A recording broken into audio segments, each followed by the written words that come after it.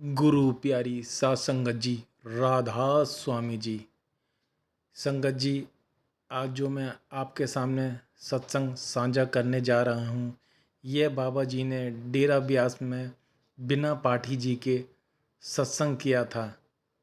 आशा करता हूँ कि यह बाबा जी का 42 मिनट का सत्संग आपको अच्छा लगेगा और इस सत्संग से हम सभी को कुछ ना कुछ सीखने को ज़रूर मिलेगा।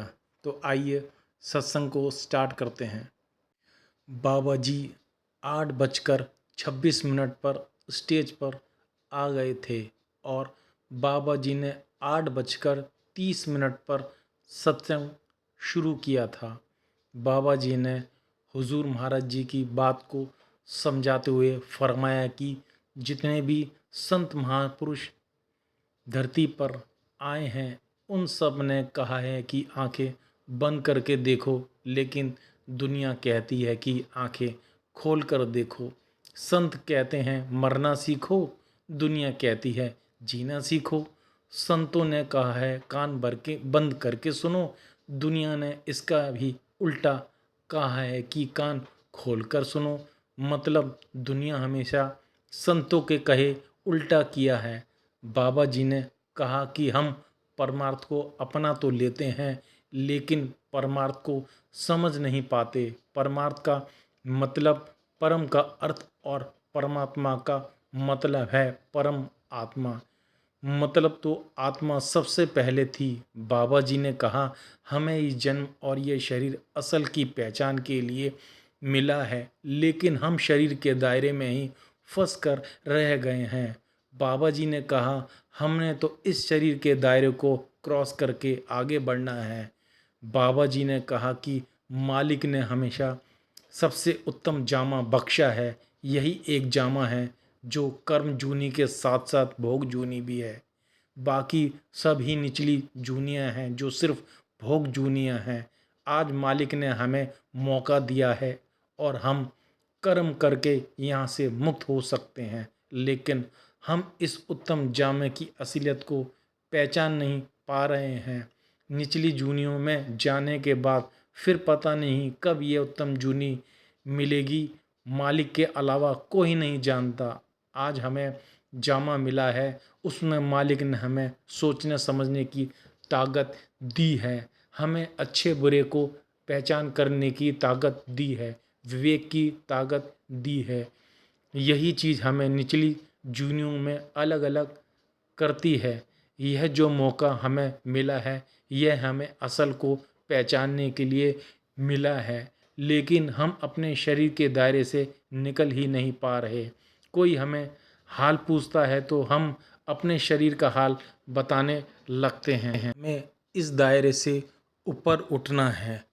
फिर कभी हमारे मन में विचार आने लगता है कि किसी संत की संगत कर लेते हैं या किसी बाबे की शरण में चले जाते हैं, इससे हमें रूहानियत मिल जाएगी। बाबा जी ने कहा कि ऐसे रूहानियत मिल जाती तो यह सबसे आसान रास्ता है।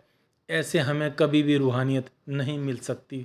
संतों की संगत करने से संत हमें वो युक्ति बताते हैं जिससे हम रूहानियत को हासिल कर सकते हैं। मेहनत तो हमें ही करनी पड़ेगी।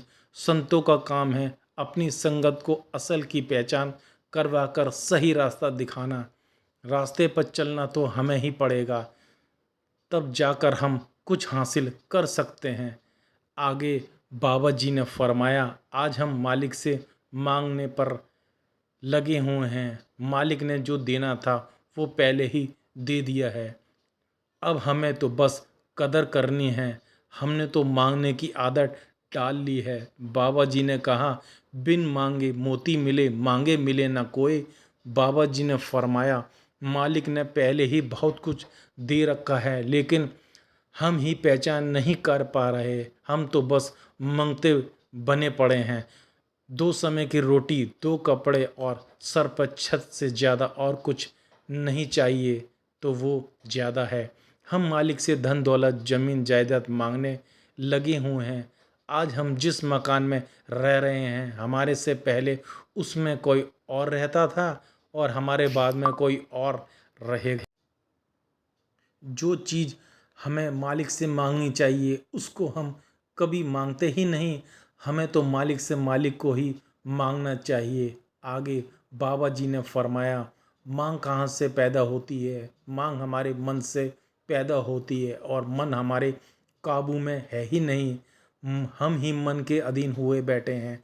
मन की एक चाह पूरी करते ही मन दूसरी चाह सामने रख देता है और हम उस चाह को पूरी करने में लग जाते हैं। जिस काम के लिए मालिक ने हमें भेजा है उस और हमारा ध्यान ही नहीं है।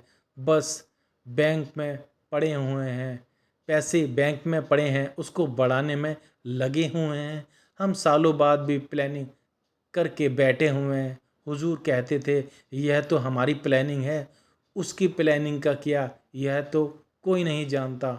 आगे बाबा जी ने फरमाया कि एक समय के बाद हम सोचने लगते हैं कि बाबे के पास चले जाते हैं, बाबा अपने आप हमारे कर्मों का बोझ उठा लेगा और हमारा छुटकारा हो जाएगा। भाई मेरे, कर्मों का बोझ ना कोई किसी को दे सकता है और ना कोई ले सकता है।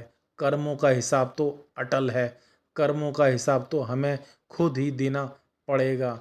गुरु की संगत करने का मकसद यह नहीं कि गुरु आपके कर्म उठा लेगा। गुरु का मकसद होता है आपको सच का एहसास करवाए। गुरु हमेशा अंधेरे से उजाले की तरफ लेकर जाता है। हमें तो गुरु के पास जाकर सच को पहचानना है। हम इतने सत्संग सुनकर बैठे हुए हैं लेकिन हमें सत्संग का मतलब समझ नहीं आया अभी तक।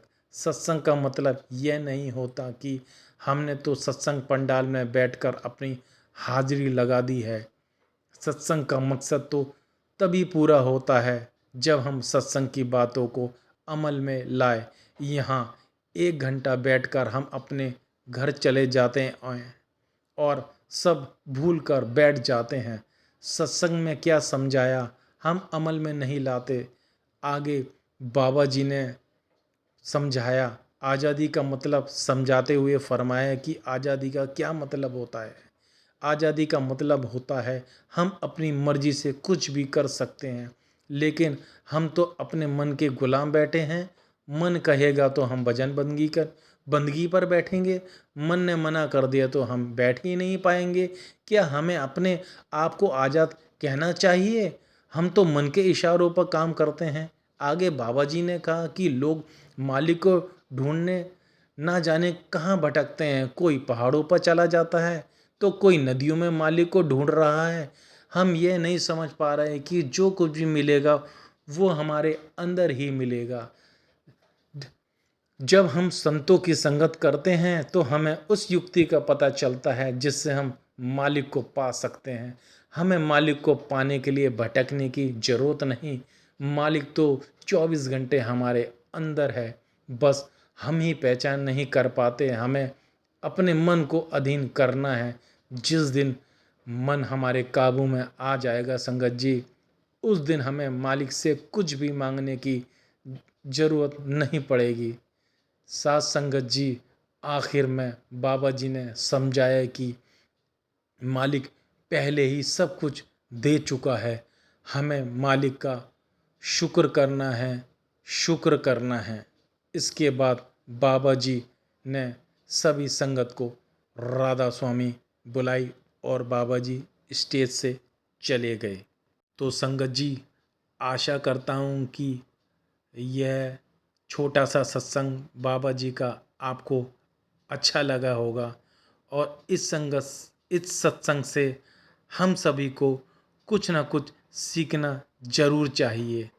तो संगत जी, जल्दी ही मिलते हैं एक नए सत्संग और एक नई वीडियो के साथ। जब तक आप अपना और अपने परिवार का ध्यान रखिए। आप सभी को दोनों हाथ जोड़कर प्यार भरी राधा स्वामी जी।